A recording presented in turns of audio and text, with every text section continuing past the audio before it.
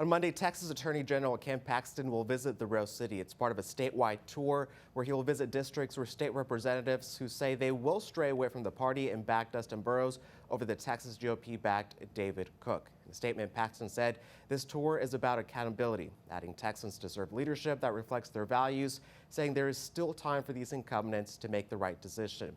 Tyler will be the third stop of the day for the Attorney General, and he will visit more districts on Tuesday. And last month, the Harrison County Republican Party passed a resolution supporting the Republican Party of Texas's legislative authority.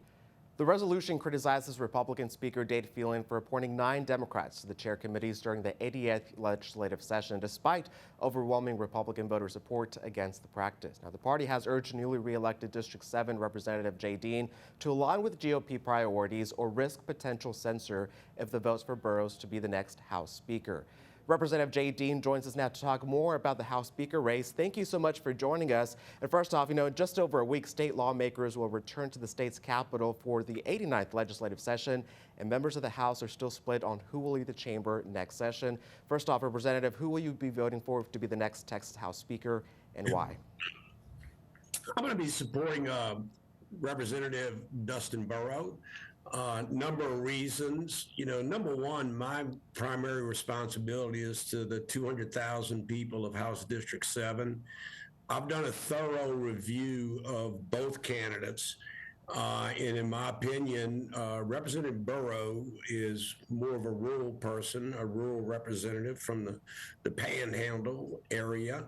I think he understands our rural values very well. There's some serious concerns I have about electing a speaker from the Metroplex area. As mayor for 10 years and since being in the House, I have fought to protect East Texas's water sources or resources, and I'll assure you that Dallas has the most money to spend on buying up people's water rights, and they attempt to do that on a regular basis. So I don't want to give them any more of an edge by having a House Speaker that will be supporting the local Dallas representatives. And I'm sure you're made aware of this too. The Texas Attorney General will be visiting East Texas and other districts where representatives aren't supporting the party majority. What do you make of the Attorney General's visit, not only to East Texas, but other districts as well? I think the general has the right to do whatever he thinks is necessary. One of the things that people need to realize is that the Republican Party of Texas has really changed over the last number of years, and it reflects also in the Texas House Republican Caucus. They set rules and bylaws that they themselves don't even follow. The Attorney General is working with a number of people, large donors for the Republican Party of Texas. They have their own agenda in mind, and their agenda just does not equate to what I personally feel meets the values of rural East Texas, especially House District 7. And Representative, right now, why are we seeing such a divide in the party right now with just even choosing a state or a House Speaker? Well, there's just a lot of, there's a lot of dysfunction in the Republican caucus. Like I said, when we went to have a caucus vote, the rules are clear. Many of those rules and bylaws they violated at that time. So how do you follow a caucus rule or be part of a caucus that doesn't follow its own rules? So I made the decision, and look, we went through a couple of votes on Saturday, that the day of the caucus. They were pretty well staying about the same level. We asked for a brief recess because people from both sides, both candidates, were texting everybody, wanting to have further discussion. Maybe there was a third person that might get the majority of the votes, et cetera. And the Cook side absolutely refused to recess inside the exact room we were having the caucus vote in. That's not the way we rule in the Texas House. One member can ask for a recess and they're granted that.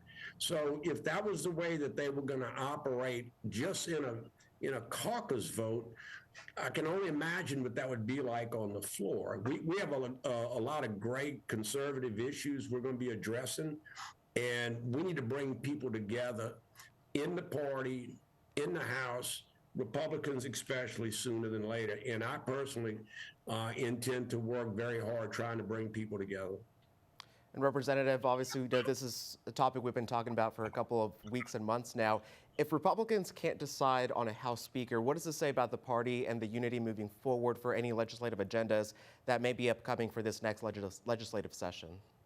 Well, I've asked, actually sat down with Mr. Cook. I have visited Mr. Burrows.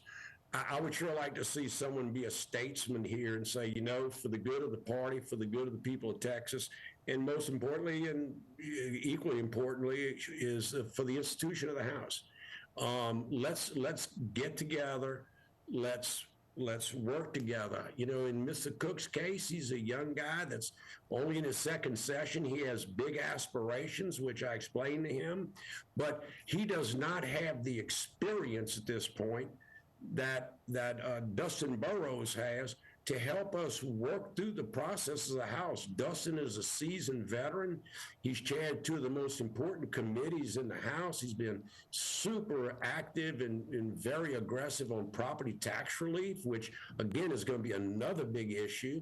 And I just think that at this point in time, you know, Mr. Cook should choose to step aside. You know, he gave it his best shot, but his numbers are not moving. Mr. Burrows' numbers are moving. And I think we need to all get behind Dustin Burrows and work together to have a really great 89th session.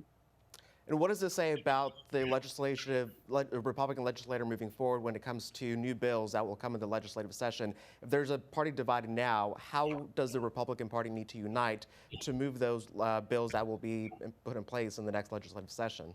Well, I believe both Mr. Cook and Mr. Burrows at their word that they're not going to be vindictive. You know, it happens every session. We go out to the floor the first day of session, the 14th. We vote. And once the vote's over, we're working together. There's not going to be a lot of animosity. Now, there are some on both sides of, you know, these two candidates that get pretty extreme. But the majority of Texas House Republicans are good, common sense, what I would call Reagan-type Republicans that want to serve their district. And that's the trait of a great speaker, is allowing us to represent our district. And in the case of the speaker election, that's exactly what I'm doing. I'm getting more calls, more emails and text messages of support for people, because when they elected, and I call it hired me, you know, back in to start the 2017 session, I have always kept my word. I've always done what I thought to be the best thing for my House District 7, and I'll continue to do that. Representative Jay Dean, thank you so much for joining us. Yes, great to be with y'all. Y'all, Happy New Year to you. Likewise. Thank you.